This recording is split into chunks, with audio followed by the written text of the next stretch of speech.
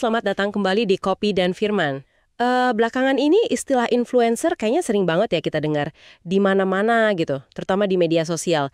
Tapi pernah nggak sih kamu kepikiran kalau sebenarnya ya kita semua ini dalam peran kita masing-masing itu sebenarnya adalah influencer juga buat orang di sekitar kita. Nah, itu dia. Itu poinnya menarik banget. Jadi pembahasan kita kali ini mau coba gali lebih dalam soal apa sih artinya jadi influencer, tapi dari sudut pandang iman kita. Bukan soal, ya ampun berapa banyak followers atau seberapa viral gitu kan. Tapi lebih ke gimana kita bisa bawa pengaruh yang baik, jadi garam, jadi terang dunia kayak yang Yesus ajarkan itu. Kita akan banyak ngobrol berdasarkan materi pencerahan dari Pak Sumarno Kosasi nih. Ya, buat ngebantu kita bedah gimana caranya kita bisa bertumbuh, terus juga melipat gandakan pengaruh baik kita itu. Oke. Menarik. Kita mulai dari dasarnya dulu kali ya. Di Matius 5 itu kan Yesus bilang kita ini garam dan terang dunia. Garam itu kan fungsinya ngasih rasa ya. Aku jadi kepikiran, misalnya di tempat kerja atau mungkin dalam hubungan pertemanan yang udah mulai ya hambar gitu, kehadiran kita tuh bisa jadi pemberi rasa. Bener juga ya. Dan soal terang, ya jelas lah, dunia ini kan butuh terang. Tapi bukan terang dari kita ya, terang Tuhan yang terpancar lewat hidup kita. Betul. Dan ini bukan cuma buat orang yang punya panggung gede kan? Justru di keseharian. Iya, itu dia, di keseharian kita. Sama anak, sama pasangan, rekan kerja, tetangga mungkin. Sadar atau nggak sadar, hidup kita tuh dilihatin orang lain. Jadi semacam tontonan gitu. Dan Pak Sumarno juga nekenin soal multiplikasi. Jadi pengaruh ini nggak berhenti di kita aja. Ada prinsip lipat gandaan. Kayak rantai yang nyambung terus. Di 2 Timotius 2 ayat 2, Paulus ngomong ke Timotius, apa yang udah dia dengar dari Paulus di depan banyak saksi, nah itu harus dipercayakan. Ke siapa? Ke orang-orang yang bisa dipercaya juga. Yang nantinya mereka ini juga cakap buat mengajar orang lain lagi.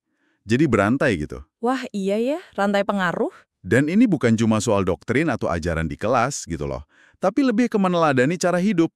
Di ayat selanjutnya, 2 Timotius 3 ayat 10, itu Paulus nyebutin. Timotius itu udah ngikutin ajarannya Paulus. Cara hidupnya, pendiriannya, imannya, sabarnya, kasihnya, tekunnya.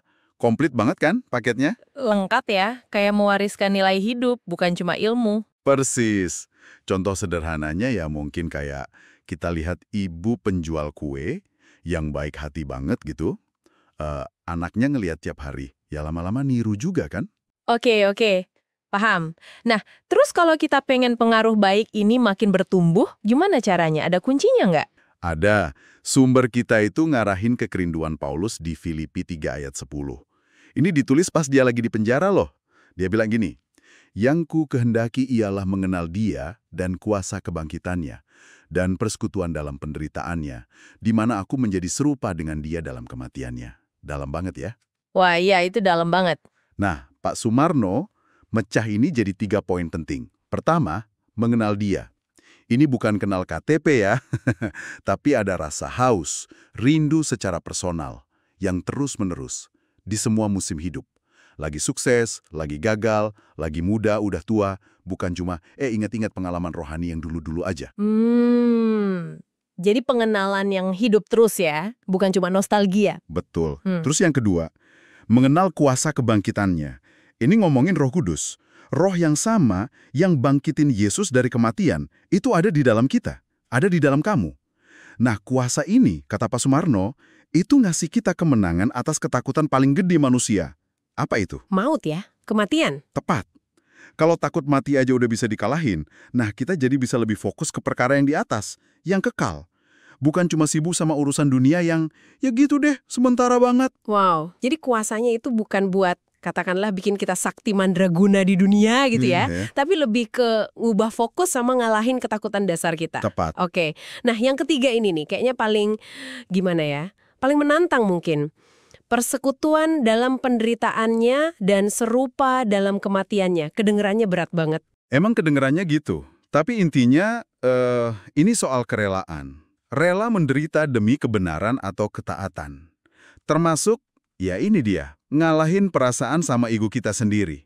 Misalnya nih, milih buat ngampunin orang padahal rasanya sakit banget. Atau milih taat firman Tuhan meskipun perasaan kita nolak, nggak enak kita. Oh, kayak contoh yang soal salah pesen tiket kereta itu ya, yang bikin rugi. Pasti rasanya kan kesel pengen nyalahin diri sendiri atau orang lain. Tapi milih buat percaya firman aja, nggak usah berlarut-larut nyeselnya. Nah, itu contoh bagus. Ini soal mematikan si aku kita, kehendak pribadi kita, demi ngikutin kehendak Tuhan. Dan justru, kata Pak Sumarno, transformasi diri lewat proses kayak gini, itu berkat terbesarnya, perubahannya itu. Oke. Jadi prosesnya itu yang penting ya? Perubahan karakternya? Iya banget. Dan semua proses ini, mulai dari kenal dia, ngerasain kuasa kebangkitannya, sampai rela menderita itu semua dibingkai dalam satu hal, perspektif kekekalan. Paulus di 1 Korintus 4 bilang, penderitaan yang dia alami sekarang tuh rasanya ringan.